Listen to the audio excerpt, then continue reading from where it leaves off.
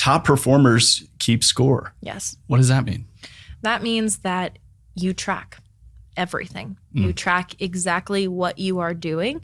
For me, I want to know my micro conversions. I want to know how well I'm converting at each and every stage of my sales process, because that's what's going to help me get better. Like if I'm particularly not converting very well from like prospecting to new lead, okay, that's where I need to focus. Or if I'm not converting from new lead to demo or to consultation, whatever it is, I want to know. And I'm going to keep very methodical track of how I'm doing that.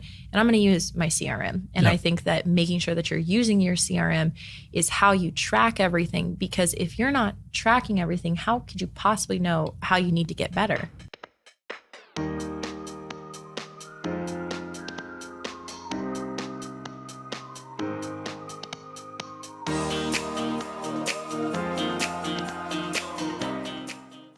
You know, it's interesting being in sales and then having someone sell to you. I feel like I've become more critical of other salespeople.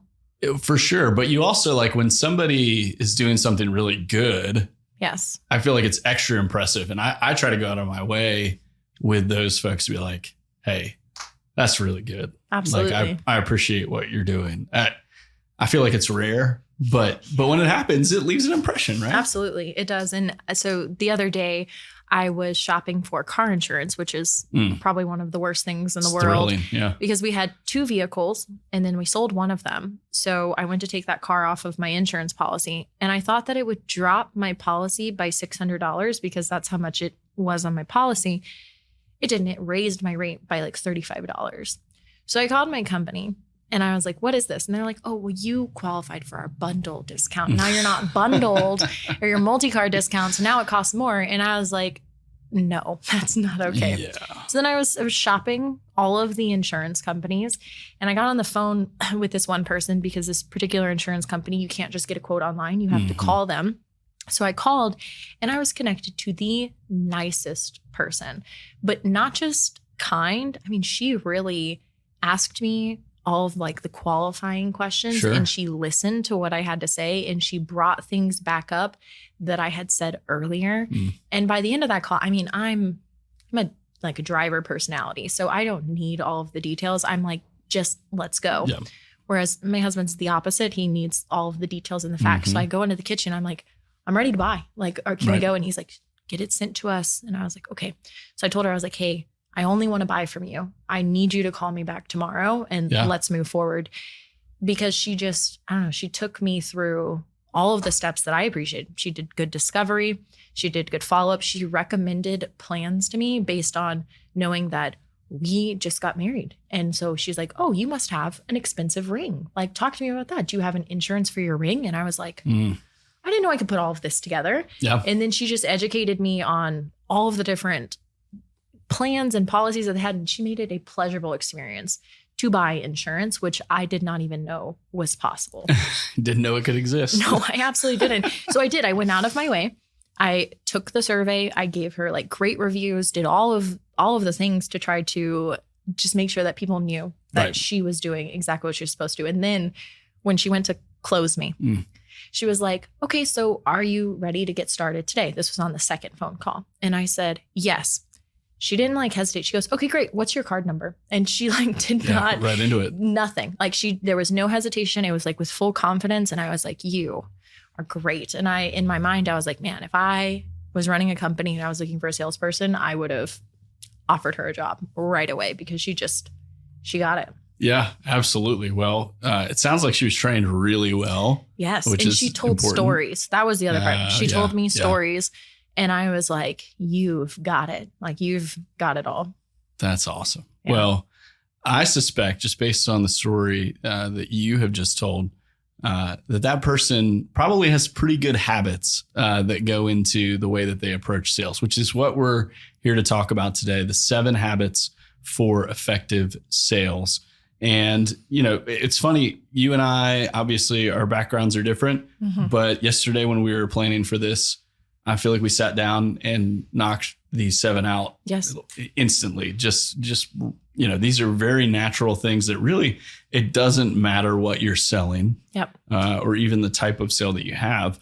These are sort of the building blocks, I guess, maybe is a good way to put it, for being effective at sales. And that's the thing that I believe is sometimes undervalued, is that people think that great salespeople are born that way. Right. And they are just good salespeople because they can talk to people, they Yep. can communicate. However, I disagree with that. I think that great sales professionals are made, and you make yourself a great sales professional. Because when I look at myself at the beginning of my career versus where I am now, in the different ways that I approach sales and the different ways I approach my day and how methodical it actually is, that is what it takes to be a great salesperson and to be able to close deals and have it happen continuously, and not just up and down, but to just continuously have sales close every single month. Yeah. And I think that brings up a great point. And maybe it's for another podcast, but this idea of like, are people naturally good at sales, or are salespeople made? It's kind of that talent versus, work ethic, or whatever Right. you want to call it. And at the end of the day, I mean, like anything else, sales is a craft. It's something that you grow in, and you hone your skills over time, and you develop processes and things that work for you. So, I think what we're going to talk about today is going to be most helpful for folks that maybe are looking for ways to level up, whether they're new or they've been doing this for a long time. So the first one that's on our list here is just pre-planning your day. So talk a little bit about that, and maybe what that has looked like for you in your history. Yeah, absolutely. So I would, in the beginning of my career, just show up and right. just look at my call list and be like, great, I'm going to start at the very top and I'm going to work my way down. However, now I take an approach where I plan my day the night before, or if it's a Sunday, I plan it the day before. And I make sure that I have set up who I'm going to be calling, making sure that I know how I want to split my time during the day. I have it hour by hour laid out. I go in first and I put, what calls do I already have scheduled today? That goes in first. And then from there, I have a list of things that I just have to get done. So then I start taking those things from the list that has to get done and start plugging them into the hours that I have on my calendar that are free outside of my calls that I have. I like to use different colored pens. So my meetings go in one color, and then I write everything else in. And I'm a person where I like to I have my digital calendar, but I also have a physical calendar that I am working with every single day. And I make sure that I put thought and intention into how I want to spend my time during the day. So then if something comes up and I have to pivot, now I know, okay, I need to take this thing and I need to move it down to a different time. And it allows me to have more control over my day. And I'm not allowing my day to happen to me. I plan my day. Yeah, absolutely. Well, and I think what's another important thing to remember as well when you're mapping that out is like, it's probably not realistic for you to sit in front of your computer or sit on the phone and just go all day. Yes. Like I know for me, it's really helpful, especially, a lot of the selling we do happens over the computer and video calls, right? Like when I have a break, I find that it's helpful for me to get up and walk away from my desk and like intending to do that, rather than, like you said, just kind of letting it happen to you, where it's like, all right, call ends, I've got 30 minutes and I'm just going to sit here and do work for the next 30 minutes until the next call. And then by the end of the day, the Zoom fatigue thing is real. Yes. Oh, absolutely. And one thing that is funny, I was looking back through my planner, and I saw on the top of one of my days, I wrote in big bold letters, remember to eat today. Because if I don't plan in my breaks to eat, or even know what I'm going to eat, I will just tend to work through it. And then it'll get to be 4 or 5 o'clock. And I'm like, why do I have this headache? Why don't I feel good? Oh, because I've been sitting in front of my computer for the last 6 hours and I have not moved and I have not eaten. So making sure to schedule breaks. I like going outside. I like taking some time going outside, getting some sunshine, and then coming back in and being able to sit down with a clear mind. And I think another important aspect of what you just said too is it's like that element of taking care of yourself too. Like I know for me, if I get up early, like before the kids are up, and whether it's I'm going to work out for 30 minutes or I'm going to read, or maybe just have some like silence for a period of time. Like I go into the day in such a better headspace than if the alarm goes off and then 15 minutes later the kids are up and being loud, right? Like it feels like more of a hectic start of the day versus, all right, I have an opportunity to kind of center myself and really mentally prepare for what's to come. Because I think that in sales, our job is to create change in other people. Mm-hmm. And in order to do that, we have to show up as our best selves. And if we don't take that time in the morning, or we don't take breaks, or we don't do the things that allow us to recharge, it's really hard to show up and be present for someone else. And I don't believe that you can sell as your best self if you're not feeling great. Yeah. Like if you're just not, you're not going to be listening for those small cues that people give you. And you're not going to be listening for those opportunities because your brain is just not functioning at full capacity. Well, an attitude too, right? Oh, absolutely. You're going to, in sales, you're going to get told no a lot, right? Yeah. And so if you're not on your game and have that right outlook on it, then yeah, it's going to be easy that, by the end of the day, you're feeling pretty beaten down, and that comes through in the people that you're talking to. So for sure. All right. We've planned our day. Step one, let's talk about the second one we've got, which is warm-up calls. Yes. Talk a little bit about warm-up calls. Yeah. So whenever I first started my career and I was dialing, my boss and he told me, he's like, Kristen, warm up before you go out and play. I played sports all my life, so I know that warming up is important. And so warm-up calls to me are, I call somebody that I like talking to. Usually that's my best friend or my mom or somebody that I just like talking to. I would call them and have a 5-10 minute conversation and just get excited about being on the phone. Or if I'm doing a video call, I do the same thing where I call. It's usually my best friend. She gets most of my warm-ups because it's just easy. And so I will video call her and we'll have a conversation. So I just get used to being on camera, getting used to talking to somebody else, especially if it's the first call of the day. It's really hard to go into that without warming up. And I think that that's an undervalued thing that people don't do is a warm-up call. So then by the time you hop into your first call, you're ready. Like you are ready to talk to someone because your voice is warmed up, your smile is warmed up, and you're ready to go. Yeah, I think another aspect of this, this is certainly one that I've used in the past, is if I know that I'm going to be making a lot of cold calls, right? Yes. Like typically I would like to do that in the morning because I feel most alert and ready to go. I would lead off with calls that were more like follow-up in nature, right? Or even calling a current client to ask a question, maybe ask for a referral or something like that, because you're still, like you said, you're still making the act of picking up the phone and talking to someone, but you're easing your way into it by calling somebody that you already know or that you've had previous contact with. And so, like you said, sports are a great example. Like if I don't go to the driving range and hit a couple balls before I go out on the golf course, like I get up on that first tee and there's no telling what's going to happen. Absolutely.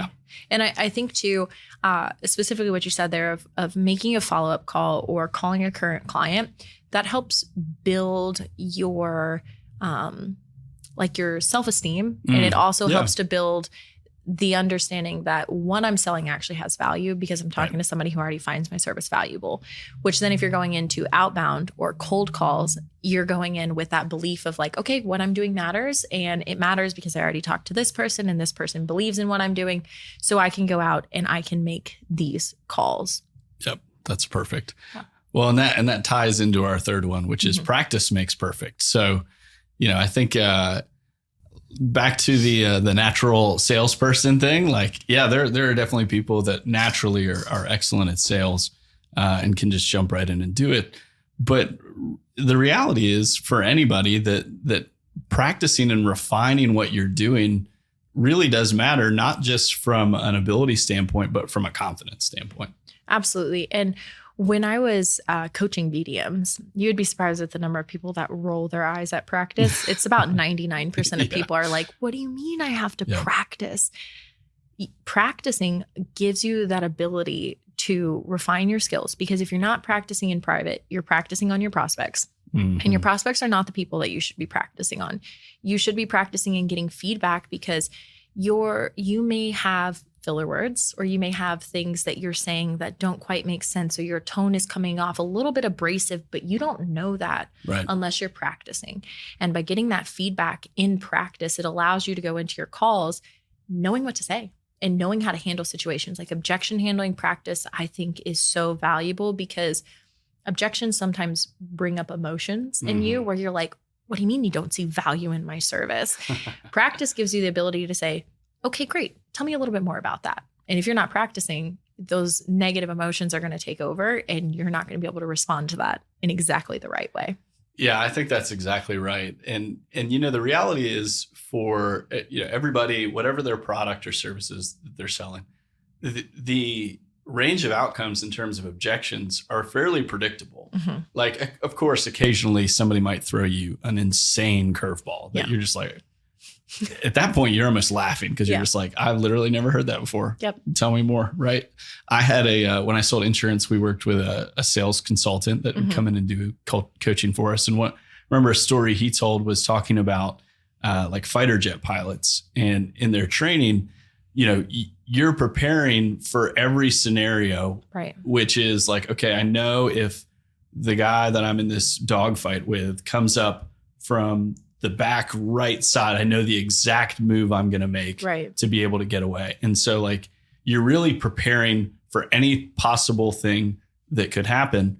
And if you have a level of confidence that, oh, I know exactly how to handle this, then that will come through in your conversations. Absolutely. Versus like deferring to those filler words. Or, I know for me, I say, now that I'm thinking, well, I think what you would want, and like, even if I think in most instances, the prospect probably picks up on it, but I know I'm picking up on it, and that almost makes it worse. Oh, absolutely. And for me, my go-to when people would object to what I was saying, it would come back more in like anger and I would try to sell harder, and I'd be like, well, but we have this amazing value in all of this stuff. And so practice definitely helped to refine those skills. And I think for what we're going to talk about next goes hand in hand with practice. And that is actually reviewing your calls after. So just like we're on the sports analogy, right? We warm up, we practice, and then whenever we get to the game, we film the game, and then we watch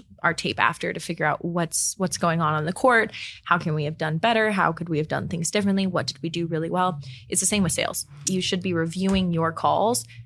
I don't want to say after every single one. If you're really into it, after every single one, but at least once a week, you should be going back and reviewing your calls. Yeah, I think that is so extremely important, and it feels so unnatural, right? Like most people, we don't enjoy listening to the sound of our own voice. And it can feel, I don't know, it can feel a little monotonous. But if you're really making a discipline of it, I think what you're going to find is that there's a lot that you can learn. And another aspect of this is, not just reviewing your own calls, but, having somebody else review them as well, because there are things that other people can pick up on that maybe be outside of your level of consciousness about it. I think a good example is filler words. Like, hey, you're saying this a lot, or, you keep coming back to the same thing, and maybe you're not picking up on that when you're reviewing your own call. Yes. And one other thing that I noticed too of reviewing, I reviewed people's calls every single day. And one thing that I would notice is people would default back to selling their services instead of continuing to dig for the value and going into the pitch too soon. Yep. So making sure that you're staying in discovery long enough so that whenever you do get to the pitch, it actually makes sense of what you are pitching to someone. And that's something that subconsciously you do because you want to get to the exciting part to talk about what you're selling. And so by reviewing your calls and have somebody else review it, I think is a huge value. But I also think you reviewing other people's calls. So if you're in sales, having a group of people that are doing the same thing as you is really valuable, because Ben, how you handle something, as I've sat in on your calls, I've learned things of like, wow, that was really great. So listening to other people's calls teach you something because other people will handle things in a different way than what you do. So that ability to just share the ideas of how to handle things, because let's be honest, there is just a handful of objections that really come into play. It's like usually your policy, your pricing, or your trust, right? We just don't have enough trust yet. It falls into one of those three categories. So being able to discuss that with somebody else and hear how somebody else is handling that can be huge in your growth to allow you to be able to handle a situation better each time it comes up. Yeah, I think, for obviously in situations I've been in the past, I've worked on large sales teams where there's been a lot of people I could collaborate with. But for a BDM at a property management company, you might be the only one there. And so I think that's why, it could probably be its own habit, but of just being connected to other people that are doing the same thing you're doing, even if they're at another company, right? Maybe you don't feel comfortable doing it with a competitor in your market, obviously. But look, if I'm if I'm a BDM in Houston, Texas, like I want to be collaborating with people in Orlando, Florida and hearing what they're doing, because ultimately it's the same principles, right? Absolutely. Like, sure, the market's a little bit different, but like you said, there's really only a handful of objections you're going to get, and they're pretty universal. Yeah, absolutely. And I think that one of the last things here on reviewing your calls and having other people review yours and you review other people's is seeking out people that are better than you, seeking out people that are closing more than you are, because they're doing something that you're not. And by seeking this out and in reviewing your calls, reviewing their calls, comparing and contrasting allows you to see your opportunities of growth and being open enough to realize I need to grow. Like there are things that I don't know yet. Yeah, absolutely. No, that is such a good point. I love this next one. I'm curious to hear about this for you. So reward yourself, right? Sales is hard. We're going to get rejected a lot of times. More often than not, we're going to be rejected more than we are accepted. Yep. So let's talk about rewarding yourself. What does that look like? Yeah. So this even goes back to the first habit we talked about in pre-planning my day. I actually go and pre-plan an entire quarter first off. And I set my goals, and there's a section in this very specific planner that I use that says, how will you reward yourself whenever you hit these meaningful goals? And so I have written out all of the things at the end of the quarter that I'm going to do. And then on a daily basis, it breaks down to rewarding myself. Now, I know myself and I know the things that I like, and I love candy. Candy's like my favorite thing. So specifically in past jobs, whenever I've had to make a whole lot of cold calls, I would have like pieces of candy set out, and they get like gradually better throughout the day. So it'd go from like my least favorite candy to my most favorite candy.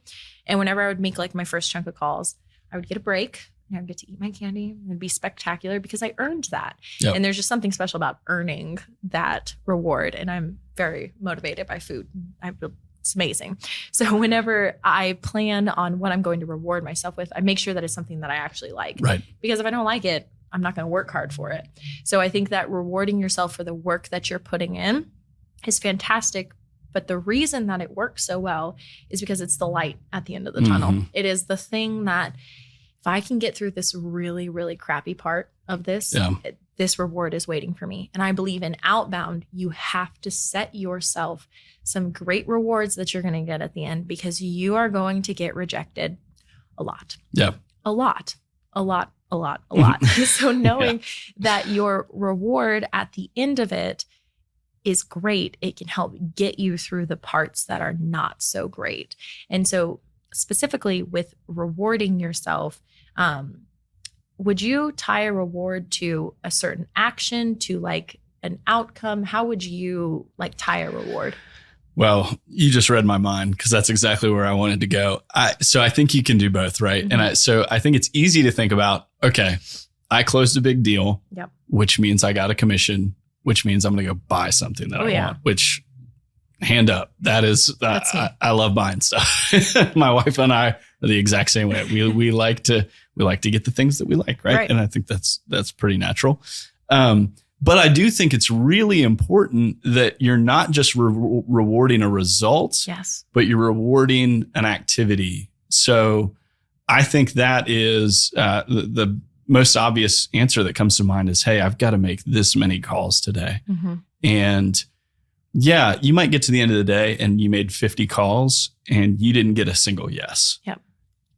But you still completed what you set out to do, right? And even though you didn't get that yes, it's still experience and it's still practice. And, maybe you planted some seeds, but at the end of the day, what you're saying is all right, I set out to do this and I did it. Yep. Right. I completed it. And I think that's a really important aspect of this as well, because look, sometimes it's going to be a lot of rejection. Yep. And so, I mean, shoot, one of the things I love about sales and why I'm in sales is kind of the flexibility of it. And yeah. All right. Well, I had a great week in terms of I made a ton of calls. I didn't make a ton of sales, but yeah, I'm going to cut out at 3 on Friday and I'm going to go hit golf balls or I'm going to go meet a friend for a beer or something, like those sorts of things. I think they help to keep your head in the game, even if the results aren't coming. Just the action of like getting up and getting it done. I still think that that's worth rewarding. As you were saying that, a quote that one of my mentors has always said is, you marry the work and divorce the results. And so especially as you're doing this and we're looking at rewarding ourselves and all of the things that go with Outbound, you marry the work, and the work is what gets rewarded, because even if the results don't come now, the results will come, because that is just the nature of Outbound. Yep. You got to push through it. Absolutely. No matter what. Yes. All right. This next one seems relatively obvious, right? Mm-hmm. But I think that what you do with it is where the real good stuff is. So top performers keep score. Yes. What does that mean? That means that you track everything. You track exactly what you are doing. For me, I want to know my micro conversions. I want to know how well I'm converting at each and every stage of my sales process, because that's what's going to help me get better. Like if I'm particularly not converting very well from like prospecting to new lead, okay, that's where I need to focus. Or if I'm not converting from new lead to demo or to consultation, whatever it is, I want to know. And I'm going to keep very methodical track of how I'm doing that. And I'm going to use my CRM. And I think that making sure that you're using your CRM is how you track everything, because if you're not tracking everything, how could you possibly know how you need to get better? Yeah, that's absolutely right. I had a mentor in sales one time tell me that essentially what you're doing is you're building a machine. Yeah. Right. And there are different cogs in the machine, and you have to know how each one is working. And, in my experience of managing salespeople, what I found is that, right, like it's really easy to look at someone's numbers and say, okay, yes or no, you're hitting your numbers. That's pretty black and white. But what there's a little bit more nuance in is to what you just said, which is understanding and identifying where things are going wrong. Right. Right. And okay, if I'm coaching you, it doesn't help you for me to just say, Kristen, you are not hitting your numbers. Right. Make it right. Make it better. Right. No, we've got to look at, okay, where are we hitting roadblocks here? Is it, all right, I'm doing demos, but I'm not, like, after I send the contract, it's not getting signed. Okay. Well, let's talk about that. Well, talk to me about how you're closing your demo. Right. Mm-hmm. Let's review the tape a little bit. Right. Are you leaving it kind of open-ended? Are you booking the next call? Are there clear next steps that are there for the prospect? Or is it kind of just this vague, like, all right, well, let me know what you think and we'll talk about it later. So if you're not tracking those KPIs, then it's really hard to know where you're coming up short, I think. And there was so many people that I would talk to, and they would just say, Kristen, I just can't close. Like, I just can't close. And I would say, okay, let's review everything. And we found out that the problem was not actually in the close. The problem was actually in the discovery work, in the fact that we didn't do any, that we went straight from we were pitching a call. We went from a call and then we pitched. And then right at the end of that discovery call, we're sending a contract. Right. And they're like, Kristen, why am I not getting them signed? Well, number one, you're breaking your process. That is the first thing. Right. And number two is you don't know enough information to actually be closing. Right. So the problem that you think that you're having, if you're not keeping score and you're not tracking everything that you're doing, you're going to assume that the problem is one way when actually it's another. And we don't assume, right? We don't want to make assumptions as to where we are. Right. You want to back it up by facts, because we as human beings, we're feeling beings. Like, we lead with our feelings. And if we feel that something is wrong, that's where we're going to focus, when in reality, it's our blind spot.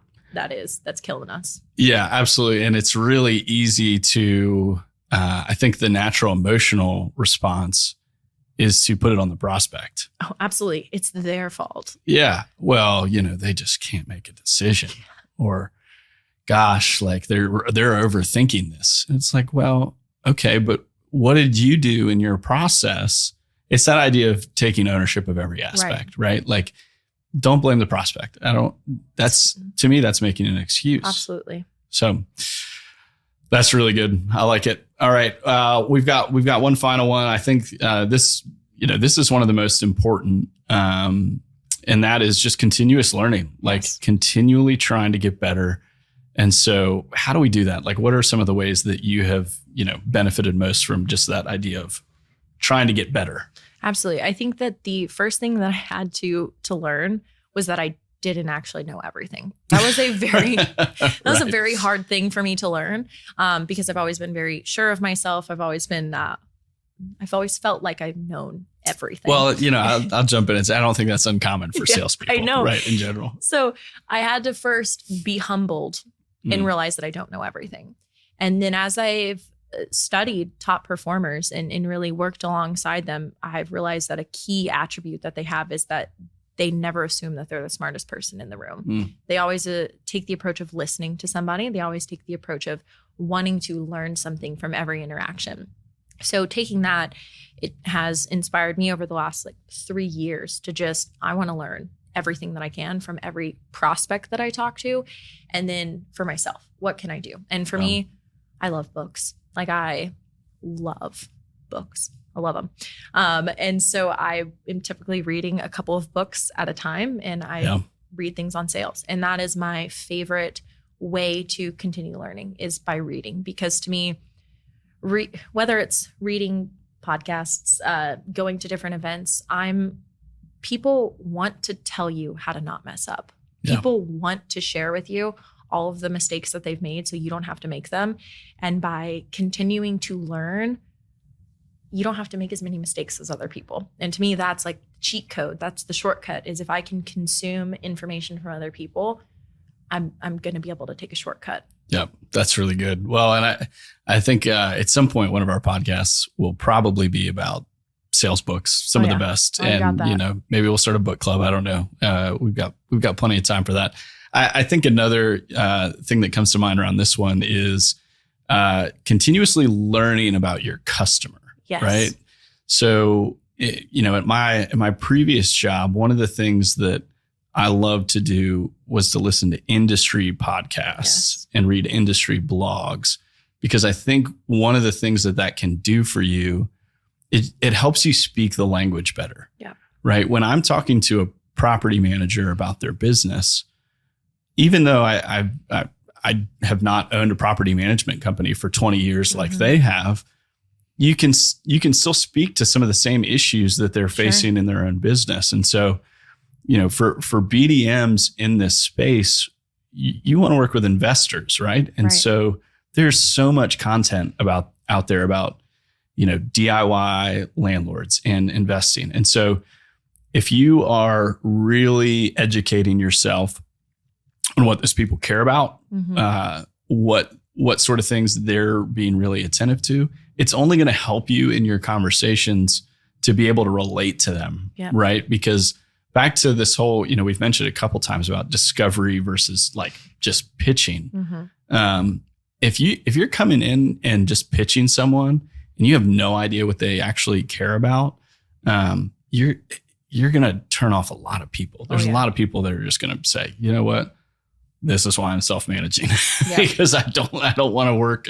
I don't want to work with property managers. And so I think that's one of the great, in addition to the, the sales tactics or the sales mentality, there's a lot of really good stuff out there that crosses all industries.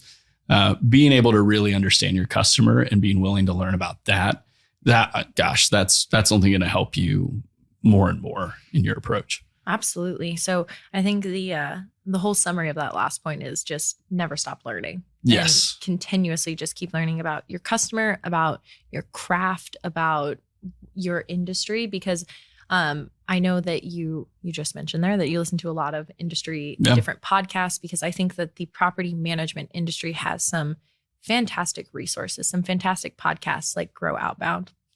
and some other ones that you can learn so much about just what's happening across the country, because being able to be more knowledgeable about not just your market, but really what's happening on a nationwide scale allows you to be more educated, because the more you know, the more value you can bring to your prospects. Yeah, that is absolutely true. And I mean, when I started in property management 4.5 years ago, like there was like a couple industry specific podcasts and blogs out there. But now, I mean, there's so much out there that you can get access to. So it's really exciting. There's going to be more. We're excited to be a part of that landscape for sure. But hopefully what we've talked about today, some of these habits that, they may not be new, right? It may not be something you've never heard of before, but I think it's always helpful to have these reminders. And really, at the end of the day, what you're doing is you're building disciplines, right? If you're going to hit peaks and valleys where you do this stuff really well, and you're going to have times where you don't. I mean, it's like working out, right? Yep. I'll get on a stretch for a couple months where I'm consistent. I'm right on schedule, but then you hit those dips and it's okay. Like don't let that stuff bring you down. It's about continuously trying to improve and make your process better and make the way you go about it better. Absolutely. And one of the things that I've learned and that's fun to me is whenever I pick up a book that was written in like 1920 or something like that, right? Napoleon Hill or anything like that. And you read the ideas and concepts that are in there, they're the exact same as they are today. Right. And so what I found is that great, successful people don't always go out and look for the newest fad to help make them successful. They do the same basic principles over and over and over again until they have mastery. And I think that you said it best at the beginning of this. We sat down yesterday and came up with these 7 points in about 5 minutes because as soon as you said one, I was like, oh, absolutely. And then I said, when you're like, oh, for sure, that has to be in there. Right. So I think that you know what you need to do to be effective. The hard part is putting it into practice and making it a routine and doing it every single day. But if you can gain mastery over that, you're able to have predictability in your sales. Yeah. And like we've talked about, right? We can't control the results, can't control who's going to buy. All we can do is show up as the best version of ourselves and know that we did the best we could. And if you're doing these things, right, you're going to have a level of confidence about what you're doing that when that person tells you no, you're going to be like, okay, wasn't a good fit. On to the next one. Yeah. Right. Absolutely. So thank you for listening today. Take these 7 habits, put them into practice, and you will be an effective sales machine. That's right. And if there's any that we missed, or if you think there's one out there that is relevant that we didn't talk about, we'd love to hear from you. So shoot us a message. And thank you again for listening. We're excited to be doing this podcast, and we've got plenty more content to come.